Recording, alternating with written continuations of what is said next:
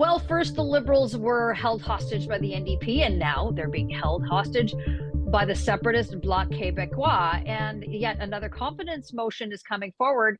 Will the Liberals survive that one with the support of the separatists? Hello, I'm Adrienne Batra. With me are Brian Lilley and Warren Kinsella. All right, Brian.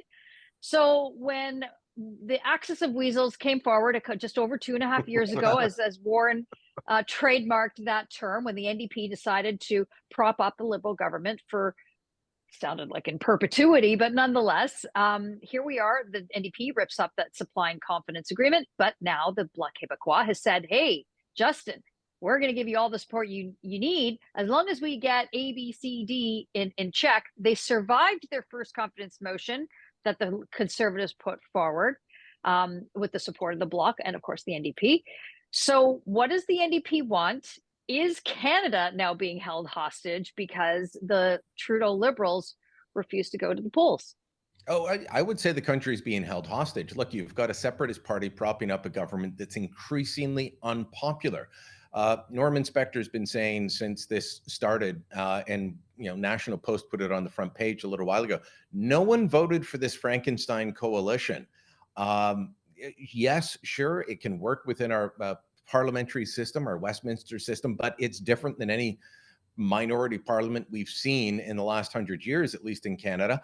This is a bizarre situation. And now, with the NDP having ripped up the agreement, the Bloc jumps in and says, hey, do this for us and we'll support you. They're still negotiating that. But Jagmeet Singh was suddenly going, oh, wait, hey, boys, I'm still here. I'm still here. I'm taking the NDP didn't need to vote against the government,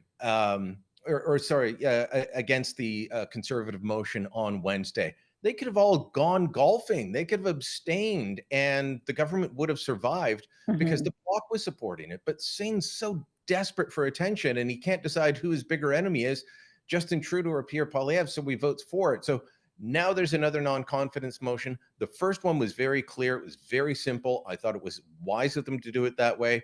It simply said, this House has no confidence in the Prime Minister or the government. Here is the wording of the new one now being debated, that given that after 9 years, the government has doubled housing costs, taxed food, punished work, unleashed crime, and is the most centralizing government in Canadian history, the House has lost confidence in the government and offers Canadians the option to axe the tax, build the homes, fix the budget, and stop the crime. Yeah. But that's not going to pass either. But terms in there like the most centralizing government ever, that's aimed at the Bloc.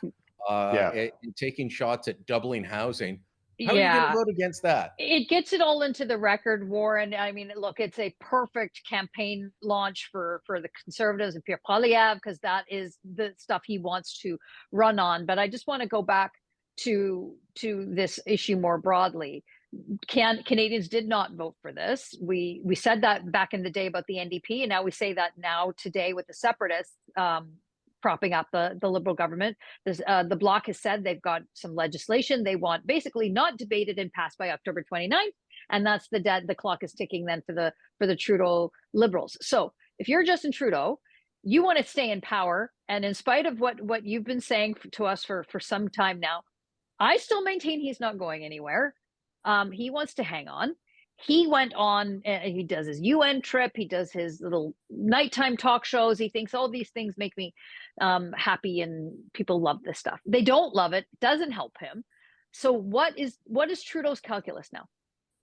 I don't know what his calculus is, because the problem that he's got, the big problem the Liberal Party of Canada has got, is the problem that Justin sees in the bathroom mirror every morning. It's him.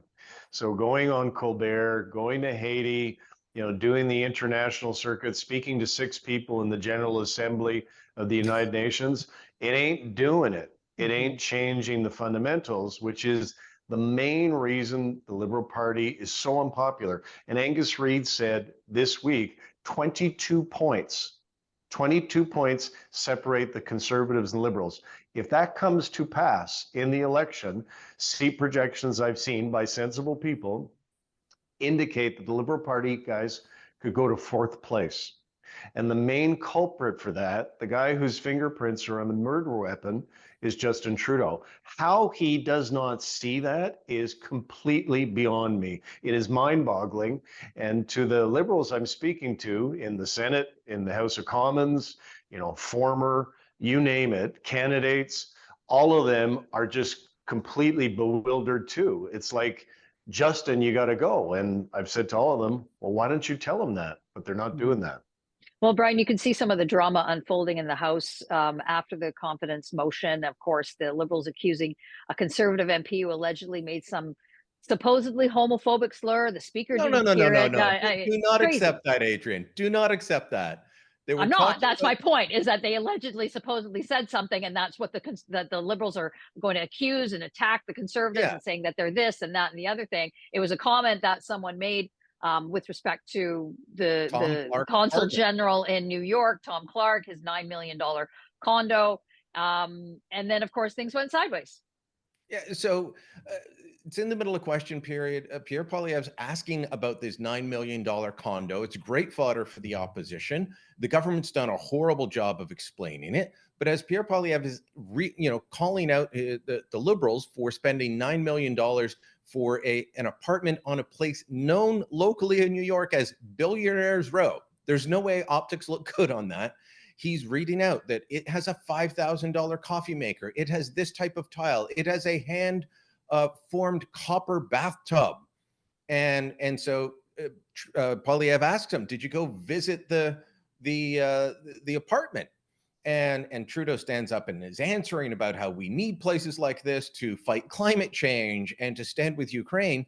The Conservatives are yelling out things like, did you try the coffee maker? And one of them yells out, did you try the bathtub? Suddenly that becomes homophobic. I mean, do only gay men take baths? Are you gay if you take a bath? I take baths. I take baths. Lots of men take baths. But no, they're claiming he said he was in the bathtub with Tom Clark. That's not what I heard. The Speaker didn't hear that. The Speaker actually ordered Trudeau. He had to order Trudeau to retract 3 times. I mean, it's a good thing Trudeau didn't say wacko, or he might have been ejected from the House. There's a bit of a double standard there by Speaker Fergus. But that was just part of the bedlam. I mean, it got crazier throughout the day, all leading up to the confidence vote, even though we knew the outcome. Warren, this is, I think, indicative of what we expect to see when that federal election finally comes around, and still looking to October 2025 and around that time frame for that to happen. But I think that what we saw, that rancor in the House, is the type of narrative that the Liberals are going to use against the Conservatives, which they have in time and memoriam. They're homophobic, they're racist, they're every ist you can imagine. I just don't think that, regardless of this grandstanding that Trudeau made in the House yesterday, Mr. Speaker, we're used to hearing homophobic slurs from that side of the House all the time. Like, it's a bit over the top. But that is what the narrative they think is tried, tested, and works for them. This time seems different because numbers are nearly insurmountable for the Liberals and the NDP, quite frankly. I'm wondering, from your perspective, will that type of scare tactic work, or this is baked in, these numbers, Canadians just want change. They don't care about some of this extraneous stuff that the Liberals are trying to throw as smears against Conservatives. No, it won't work. And it won't. And I know that because it hasn't. Because for more than just about a year and a half, the Liberal Party has been between 15 and 20 points behind Pierre Poilievre's Conservatives. And the Liberals have thrown everything at Poilievre but the kitchen sink. But the kitchen sink's coming. And none of it has worked. And, John Ibbotson, our competing colleague at a competing newspaper, had a great line, and I think it visually summarizes perfectly the state of the nation. And he said, voters, Canadians, have their arms folded and they're just waiting. And they're just waiting for the vote.